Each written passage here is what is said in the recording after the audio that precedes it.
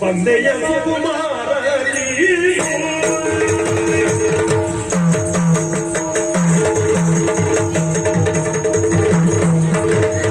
ಬಂದೆಯ ಬಂದೆಯ ಸುಕುಮಾರ ನೀನು ವಿದ್ಯೆ ಭಕ್ತಿದ ಪರಿಪೂರ್ಣನೇನು ವಿದ್ಯೆ ಭಕ್ತಿದ ಪರಿಪೂರ್ಣನೇನು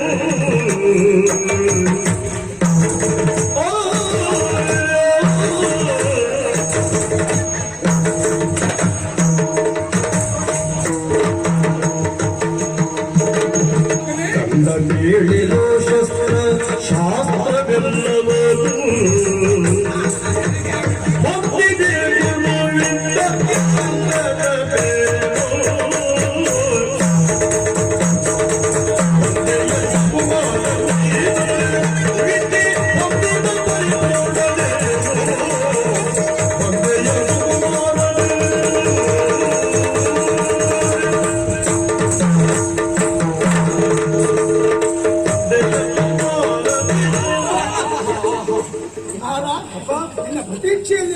ಹೌದಾ? ಈ ಕ್ಷಣದ ಮೊದಲು ನಿನ್ನ ವಿಷಯಕವಾಗಿ ಮಾತಾಡ್ತಾ ಇದ್ದವರು ಇಷ್ಟು ಸಣ್ಣವನಾಗಿರುವಾಗ 5 ವರ್ಷದವನಾಗಿರುವಾಗ ಗುರುಮಠವನ್ನು ಸೇರಿಕೊಂಡವರು ನೀನು ಸರ್ವವಿದ್ಯಾ ಪಾರಂಗತನಾಗಿ ಬರಬೇಕು ಎನ್ನುವ ನಮ್ಮ ಆಸೆ. ಅದನ್ನು ನಿನ್ನನ್ನ ಅಲ್ಲಿಗೆ ಕೊಟ್ಟವರು ಮಗನೇ. ಹಾಗಾದ್ರೆ ಗುರುಕುಲವಾಸ ಹೇಗಾಯಿತು?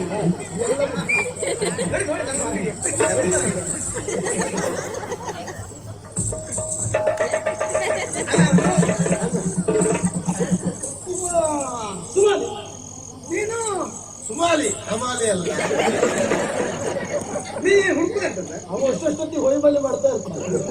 ಹೊಯ್ಬಲಿ ಅಲ್ಲ ಅಲ್ಲ, ಹುಡುಕುವುದು ಕಳ್ಕೊಂಡದ್ದು ಹುಡುಕದ್ದಲ್ಲ, ಅಲ್ಲೇ ಉಂಟು. ಹಿಡಿಯುವಂತೂ ಮಾಡೋ ಅವಕಾಶವೇ ಇಲ್ಲ. ಈ ವರ್ಷ ಯಾವ್ದು ಹಿಡಿಯುವುದಕ್ಕೆ ಪ್ರಾರಂಭ ಮಾಡಿದ್ದು? ಯಾವ ಹಿಡಿಬೇಕು ಅಂತ ಮನಸ್ಸು ಮಾಡಿದ್ದು ಹಿಡಿಲಿಕ್ಕೆ ಆಗ್ತಾ ಇಲ್ಲ. ಏನು ಹಾಗಂದ್ರೆ ಅವ ಬಂದವನೇ ಕಾಲ್ ಮುಟ್ಟಿ ನಮಸ್ಕಾರ ಮಾಡಿದ. ನಾನು ಒಮ್ಮೆ ಕಾಲ್ ಮುಟ್ಲಿಕ್ಕೆ ಆಗದೆ ಇದ್ರು ಹತ್ರ ಹೋಗಿ ನಮಸ್ಕಾರ ಮಾಡುವಂತ ಹೋದ್ರೆ ನಿಮ್ ಕಾಲ ಮರ ಈ ವರ್ಷ ನಿಂತಲ್ಲಿ ನಿಲ್ಲುದಿಲ್ಲ ಎಂತಗದೆ. ಈ ವರ್ಷ ಅಂತಲ್ಲೂ ಯಾವ ವರ್ಷವೂ ನಿಂತಲ್ಲಿ ನಿಂತ ಕಾಲೇ ಅಲ್ಲ ನಮ್ಮದ್ದು. ಪಂಚಾಯತಿ ಕಾಲಿ ಚಕ್ರ ಮತ್ತೆ ಬಂದು ಹಾಗಲ್ಲ, ಸಂಚರಿಸ್ತಾ ಇರುವುದು. ಅಲ್ಲ, ನಿನಗಷ್ಟು ನಮಸ್ಕಾರ ಮಾಡಬೇಕು ಎನ್ನುವ ಒಳ್ಳೆಯ ಭಾವನೆ ಇದ್ದದ್ದಾದ್ರೆ ಒಂದ್ ಸ್ವಲ್ಪ ನನ್ನ ಎದುರಿಗೆ ಬಂದ್ರೆ ನಾನು ನಿಂತ್ಕೊಂಡೇ ಇರುವುದಿಲ್ವಾಗಿತ್ತ. ಅಲ್ಲಿ ಎದುರು ಬರ್ಲಿಕ್ಕೆ ಅಮ್ಮ ಬಿಡ್ಲಿಲ್ಲ, ನಾ ಎದುರು ಬೇಕು ಅಮ್ಮ ಅಮ್ಮ ಅಡ್ಡ ಬಂದದ್ದು ಅಲ್ಲ. ಅವಳು ಪಾಪ ಅವಳು ಕೆಲಸಕ್ಕೆ ಬರ್ತಾರೆ. ಮಗ ಬಂದಿದ್ದಾನೆನ್ನುವಂತಹ ಸಂಭ್ರಮದಲ್ಲಿ ನಾನು ನನ್ನ ಮಗನ ಮುಖ ನೋಡ್ಲಿಕ್ಕೆ ಆ ಕಡೆ ಈ ಕಡೆ ಓಡಾಡುವುದು. ನೀವು ಮಗನ ಮುಖ ನೋಡಿ ಆ ಕಡೆ ಮಾಡ್ತಿದ್ರೆ ನಾ ಎಂತ ನೋಡುದು? ಯೋಚನೆ ಮಾಡಬೇಡ. ಒಟ್ಟಾರೆ ನಿನಗೆ ಒಂದು ನಮನವನ್ನ ಸಲ್ಲಿಸಬೇಕು ಅಷ್ಟೇ ಅಲ್ವಾ? ನಾವೇ ಒಳ್ಳೆ ಆಶೀರ್ವಾದ ಮಾಡಿ. ನಾನು ಅದನ್ನೇ ಯೋಚನೆ ಮಾಡ್ತಾ ಇದ್ದೇನೆ. ಏನಂತ ಮಾಡುದ ಬೇಡದಂತ? ಹಾಗಲ್ಲ, ನಾನು ಆಶೀರ್ವಾದ ಮಾಡಿದ ಮೇಲೆ ಅದು ಫಲಿಸಬೇಕು. ಫಲಿಸುವಂತೆ ಮಾಡಿ. ಫಲಿಸಿದ್ರೆ ಯಾವ ರೀತಿಯಲ್ಲಾಗಿ ಹೋಗ್ತದೋ ಎನ್ನುವ ಕಾರಣಕ್ಕಾಗಿ ಯಾವ ರೀತಿ ಆಶೀರ್ವಾದ ಮಾಡುವುದು ಎನ್ನುವ ಯೋಚನೆ. ನೀವು ಎಷ್ಟು ಮೊದಲು ನಿರ್ಣಯ ತಗೊಂಡ್ಬಿಟ್ರಿ ಅದು? ಹಾಗೆ ಯಾಕೆಂದ್ರೆ ಕೆಲವೆಲ್ಲ ಬೆಳವಣಿಗೆ ಹಾಗೆ ಅಲ್ಲವೇ ನಾವು. ಅಂದ್ರೆ ನಿಮ್ಮ ಅನುಭವ ಬಹಳ ಬಂದಾಯ್ತು.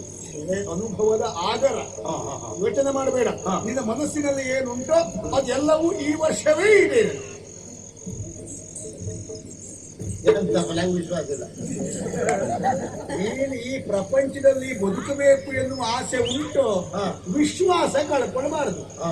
ಇವತ್ತು ಹೀಗಾಗಿ ಹೋಯ್ತಲ್ಲ ನಾಳೆ ಏನು ಎನ್ನುವ ತಲೆಬಿಸಿ ಒಳಗಾದ್ರೆ ಬದುಕುವ ಅರ್ಹತೆಯನ್ನೇ ಕಳ್ಕೊಂಡ ಹಾಗೆ. ವಿಶ್ವಾಸವು ಫಲದಾಯಕ, ಅವಿಶ್ವಾಸ ಇವ ಅವಿಶ್ವಾಸ ಸ್ವಾಮಿ. ನೀವು ಹೇಳಿದ ಹಾಗೆ ನಾಳೆ ಏನು ಇಲ್ಲ ಅಂತ ಧೈರ್ಯಗಿಡಬೇಡ. 9 ತಿಂಗಳೇ ಏನು ಇಲ್ಲ ಅಂತ ಧೈರ್ಯಗಿಡಿದ್ದ ಅದಕ್ಕೆ ನಾಳೆ 1 ಸಾವಿರ ಮಾಡ್ತಾರೆ. ಆ ಬಗ್ಗೆ ಆಲೋಚಿಸಬೇಕಾದಂತಿಲ್ಲ. ನಮ್ಮ ಕರ್ತವ್ಯದಲ್ಲಿ ಬದ್ಧತೆ ಮಾಡುವ ಕೆಲಸದ ಕುರಿತಾದಂತಹ ನಿಷ್ಠೆ ಪ್ರಾಮಾಣಿಕತೆ ಇದ್ರೆ ದೇವರು ಎಲ್ಲಾದ್ರೂ ಒಂದು ಕಡೆ ಬದುಕುವ ದಾರಿ ತೋರಿಸಿಯೇ ತೋರಿಸ್ತಾನೆ. ಅದರ ಗಟ್ಟಿ ಗೊತ್ತಾಯ್ತು ಈ ವರ್ಷ.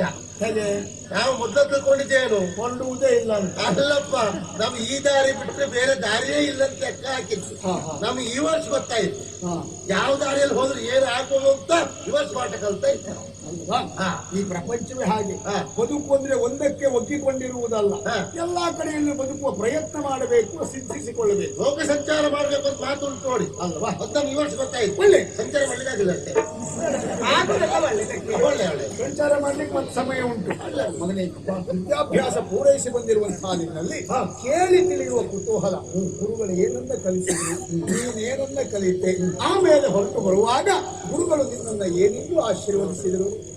ಓ ತನಕ ನಿಮ್ಮ ಆಶೀರ್ವಾದವನ್ನು ಪಡೆದು ಗುರುಮಠವನ್ನು ಸೇರಿಕೊಂಡವ ನಾನು. ಗುರುಮಠಕ್ಕೆ ಕಳಿಸುವಾಗ ನಾನು 5 ವರ್ಷವಾದರೂ ಕೂಡ ಪ್ರತ್ಯೇಕವಾಗಿ ನನ್ನನ್ನು ಕರೆದು ನೀವೇ ಆಡಿದಂತ ಮಾತು, ಇದು ವಿದ್ಯಾಲಯ, ಇದರಲ್ಲಿ ದೊಡ್ಡವರ ಮಗ ಬಡವರ ಮಗ ಅನ್ನುವಂತ ಭೇದ ಭಾವಗಳಿಲ್ಲ.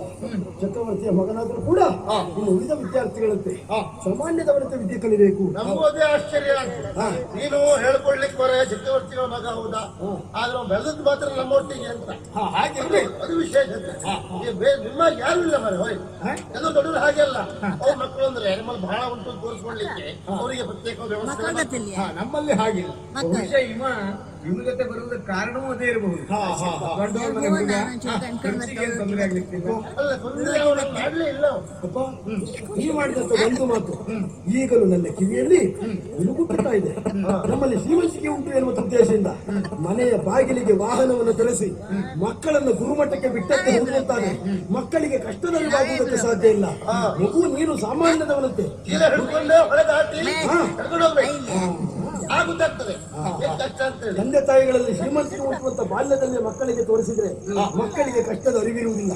ನಾವು ಮುಂದೆ ದುಡಿಬೇಕು, ಕಷ್ಟಪಡಬೇಕು, ತಂದೆ ತಾಯಿಗಳನ್ನು ಸಾಕಬೇಕು ಎನ್ನುವಂತ ಕಲ್ಪನೆ ಮಕ್ಕಳಿಗೆ ಬರುವುದಿಲ್ಲ ಎನ್ನುವ ಉದ್ದೇಶದಿಂದ ನನ್ನನ್ನು ಉಳಿದವರಂತೆ ಸಾಮಾನ್ಯರಂತೆ ವಿದ್ಯಾಭ್ಯಾಸ ಮಾಡಬೇಕು ಅಂತ ಹೇಳಿದರು. ಹಾಗೆ ಸುವ್ಯವಸ್ಥೆಯಲ್ಲಿ ಕಲಿಸಿದರೆ ವಿದ್ಯಾಭ್ಯಾಸ ಮಾಡಬಹುದು, ಉನ್ನತ ಪದವಿಯನ್ನ ಪಡೆಯಬಹುದು.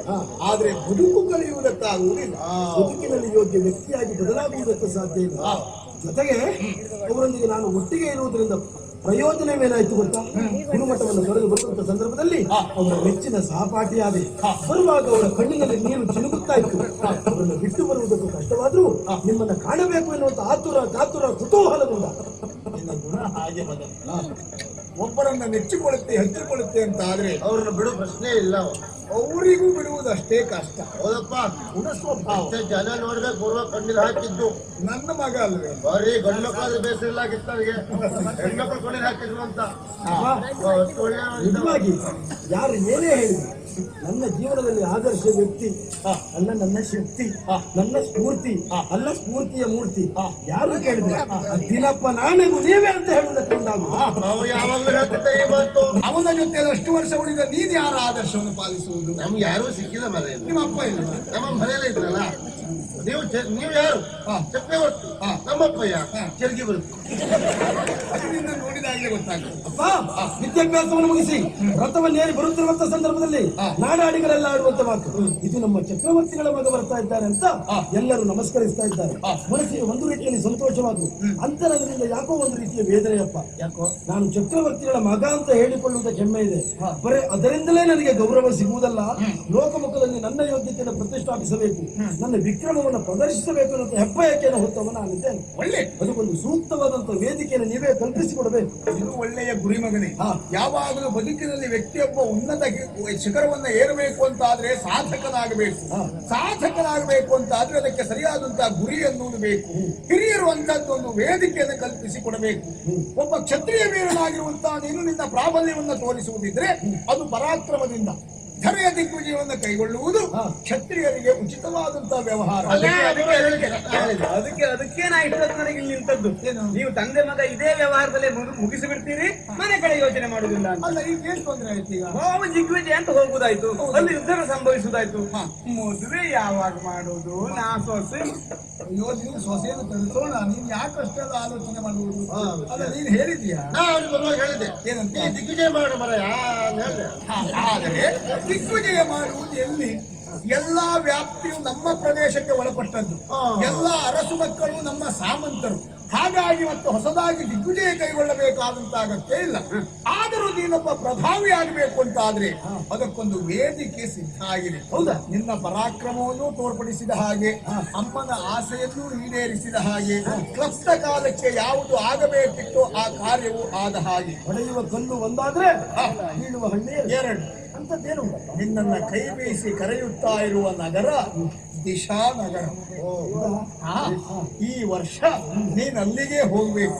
ಅಲ್ಲಿ ಹೋಗುವುದರ ಮೂಲಕವಾಗಿ ವಿಶಾಲರಾಯ ಹಮ್ಮಿಕೊಂಡಿರುವಂತಹ ಸ್ವಯಂವರ ವೇದಿಕೆಯಲ್ಲಿ ನಿನ್ನ ಪರಾಕ್ರಮವನ್ನು ತೋರ್ಪಡಿಸಬೇಕು. ಉಳಿದ ಅರಸು ಮಕ್ಕಳನ್ನೆಲ್ಲ ಹೋರಾಟದಲ್ಲಿ ಸೋಲಿಸಿ ನೀನು ಗೆಲುವನ್ನ ಪಡೆದು ಅಲ್ಲಿಯ ರಾಜಕುಮಾರಿಯನ್ನ ಮದುವೆಯಾದೆ ಅಂತಾದ್ರೆ ಅರಸು ಗಗನದಲ್ಲಿ ನೀನು ಶ್ರೇಷ್ಠ ಪರಾಕ್ರಮಿ ಎನ್ನುವುದು ನಿರೂಪಿತ ಆದ ಹಾಗೆ. ಅಮ್ಮನ ಆಸೆಯಂತೆ ಅದು ಒಬ್ಬಳು ಸೊಸೆಯು ಮನೆಗೆ ಬಂದ ಹಾಗೆ. ಎಂತ ಅಪ್ಪನ ಬುದ್ಧಿವಂತಿಕೆ ಮಾರಾಯ. ಅದಕ್ಕೆ ಹೇಳಿದ್ದ ಅಪ್ಪ ನಡೆದ ದಾರಿಯಲ್ಲಿ ನಡೀತೇನೆ ಅಂತ. ಅಂದ್ರೆ ದರೆಯ ದಿಗ್ವಿಜಯ ಅಂದ್ರೆ ಪ್ರತ್ಯೇಕವಾಗಿ ರಾಜ್ಯಕ್ಕೆ ಹೋಗ್ಬೇಕು, ಅಲ್ಲಿ ಬೇರೆ ಖರ್ಚು ಹೋಗಿ ಬರುದು, ಇದ್ರಾಗಲೇ ಇಲ್ಲ. ಒಂದು ದಾರಿಯಲ್ಲಿ ಎರಡು ಕೆಲಸ ಆಗ್ಬೇಕು. ಎಲ್ಲ ಬಂದು ಹೇಳಿರ್ತಾರೆ ಅಲ್ಲಿ, ಅಲ್ಲೇ ಹೋದ್ರೆ ಖರ್ಚು ಉಳಿತಾಯ, ಅವ್ರು ಹೊಡೆಲಿಕ್ಕೂ ಆಗ್ತದೆ. ಎಂತ ತಲೆ ಬರ್ರಿ ನಿಮ್ಗೆ. ಮದುವೆ ಬಗ್ಗೆ ಸದಭಿಪ್ರಾಯ ನನಗಿಲ್ಲ ಅಂತಲ್ಲ.